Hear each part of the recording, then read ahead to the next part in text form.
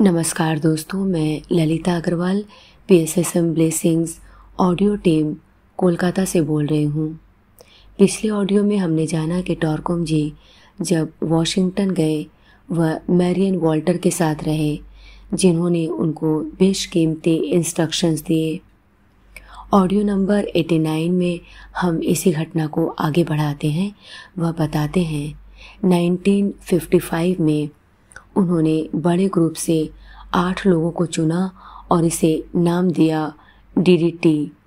जो लोग DDT में थे उनके लिए विशिष्ट ध्यान हुआ करते थे और उनकी ड्यूटीज़ भी स्पेशल होती थी। आने वाले पत्र में इसके बारे में ज़्यादा प्रकाश डाला जाएगा। DDT एक सेपरेट ग्रुप की भांति काम कर रहा था, जो लोगों को इंस्पायर और प्रोटेक्ट करने का काम कर रहा था। अगला पत्र है DDT ग्रुप को जनवरी 29, 1957। मेरे डियर ब्रदर, यह लेटर ग्रुप को अलर्ट करने का काम करेगा।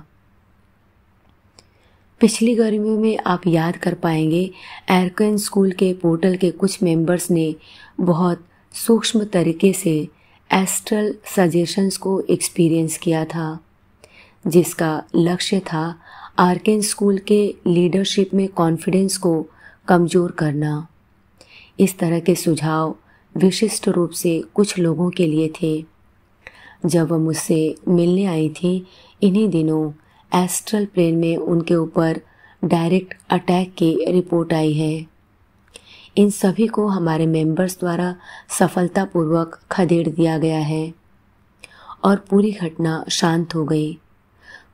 कई महीनों तक मुझ पर भी व्यक्तिगत रूप से निरंतर अटैक होते रहे हैं।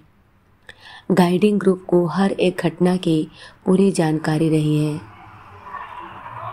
जिसका जिक्र मैंने यहाँ किया है, और उनके प्यार भरे सपोर्ट और एडवाइस हमेशा ही मिलते रहे हैं। मैं बताना भूल गया कि पिछली उतरती गर्मियों में मुझे सूक्ष्म रूप से भयानक अनुभव हुआ।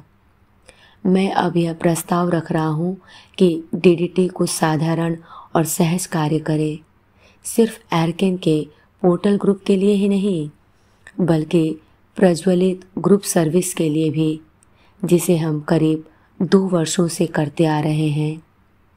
रिसेंट ग्रुप सर्विस का मेडिटेशन विशेषकर बहुत पावरफुल है, और दिसंबर से जब मुझे अंतिम कार्य मिला, मेरे ऊपर अटैक्स बढ़े हैं।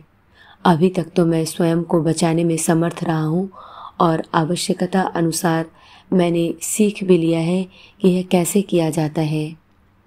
आपको याद होगा कि DK ने लिखा था कि एस्ट्रल प्लेन में क्राइस्ट की लाइटेड एनर्जी कम हो गई है, और इससे उस प्लेन में भयंकर विरोध का सृजन हो गया है, और उसी समय बुद्धिक प्लेन से लाई गई यही लाइटेड एनर्जी ऊंचाइयों पर चढ़ने वाले सभी वर्कर्स के लिए प्रकाश के जलाशय का काम कर रही है, जिसे वे अपने बचाव के लिए उपयोग में ला सकते हैं।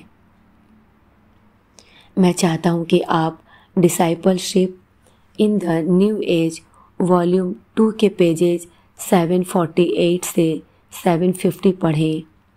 इनका ध्यानपूर्वक अध्ययन करें।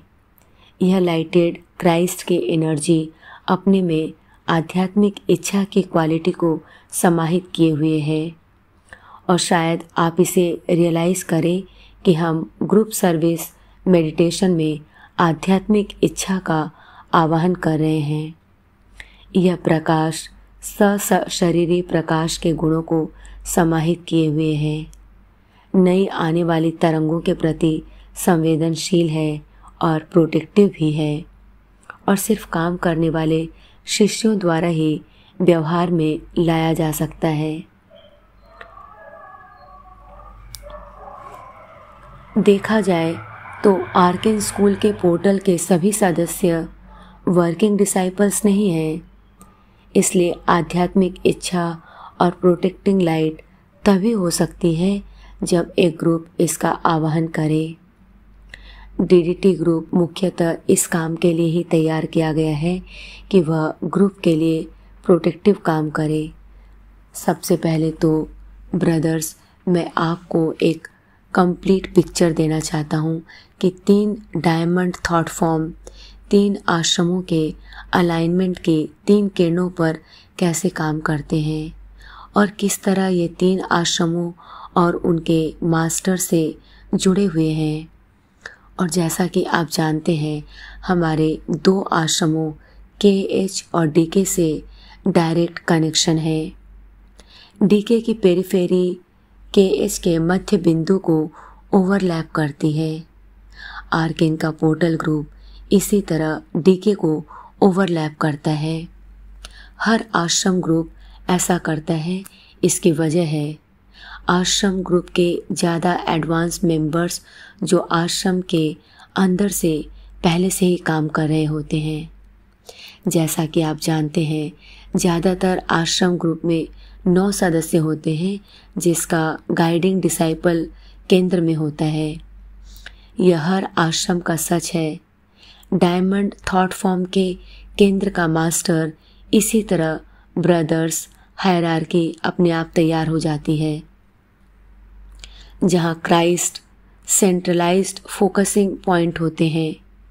ये डीडीटी ग्रुप हर्ट के 40 से जुड़े होते हैं। दूसरे पेज में मैं आपको वो इम्प्रेशन दूंगा जो मैंने इन डायमंड थॉट फॉर्म के अलाइनमेंट से प्राप्त की। यह आपको सभी हायरार्किकल कामों की एकता और एकजुटता का भाव बहुत अच्छे से देती है। जैसा कि मुझे मिला, मैं उस काम के बारे में सोच रहा हूँ जो हम पूरे आर्केन स्कूल के पोर्टल ग्रुप को बचाने के लिए कर सकते हैं, और उस काम के बारे में भी जो हम कर रहे हैं। और मैं चाहता हूँ कि हम सब अपने डायमंड थॉट फॉर्म को विजुअलाइज करना शुरू करें और प्रत्येक पॉइंट के बारे में ऊर्जा की जुड़ी हुई लाइंस को नोट करें। एक परफेक्ट डायमंड को कहा जाता है ताकि स्टोन को महानतम मजबूतियाँ और चमक प्रदान की जा सके। जब मैं मजबूती की बात करता हूँ, हम जानते हैं कि हीरे का गहना सबसे मजबूत मिनरल फॉर्मेशन का है। आपको मालूम है कि हाई प्रेशर के लिए मैकेनिकल कामों के बहुत सारे फॉर्म में हीरे को काट कर उपयोग में लाया जाता है। जब एक डायमंड को काटा जाता है तो इसलिए काटा जाता है ताकि उसकी जन्मजात कठोरता को और मजबूती दी जा सके। स्टोन के सेंटर को एकदम सही जगह रखा जाता है ताकि इसके स्थान का एंगल रिफ्लेक्टेड लाइट की स्ट्रेंथ और चमक को बरकरार रख सके। हमारे अपने डायमंड थॉट फॉर्म के ध्यान के बाद और प्राप्त की हुई लाइट के रिफ्लेक्शन की चमक को विजुअलाइज करने के बाद मैंने जो डायग्राम इनक्लोज किया है उसकी लाइनों को विजुअलाइज करिए और ध्यान रखिए कि सारे एंगल्स या पॉइंट्स क्राइस्ट से जुड़े हुए हैं, जो हायरार्की डीडीटी के सेंटर हैं। उसके बाद माइंड में नई एनर्जी को रिकॉल करिए जो क्राइस्ट ने सभी हायरार्किकल वर्कर्स के लिए प्रदान की है। प्रकाश के प्रवाह को क्राइस्ट से निकलता हुआ देखें। फिर आश्रम के प्रत्येक डायमंड थॉट फॉर्म के केंद्र में, फिर अपने डीडीटी ग्रुप के केंद्र में, और फिर जानिए कि डीडीटी के प्रत्येक बिंदु से प्रकाश की चमकदार लौ निकल रही है। उसके बाद इस बरसती हुई लाइट पर फोकस करें जो क्राइस्ट के सेंट्रल फिगर से आती हैं।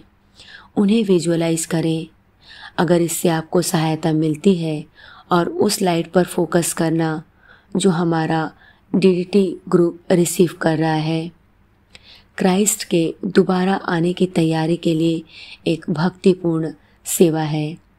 करीब 10 मिनट तक इस लाइट पर फोकस करें और रियलाइज़ करें कि डीडीटी ग्रुप इस लाइट में प्रोटेक्टेड है। आज के लिए इतना ही। अगले ऑडियो में हम इसी घटना को आगे बढ़ाएंगे। तब तक के लिए धन्यवाद दोस्तों। आप सभी का बहुत बहुत आभार। आपका दिन शुभ हो।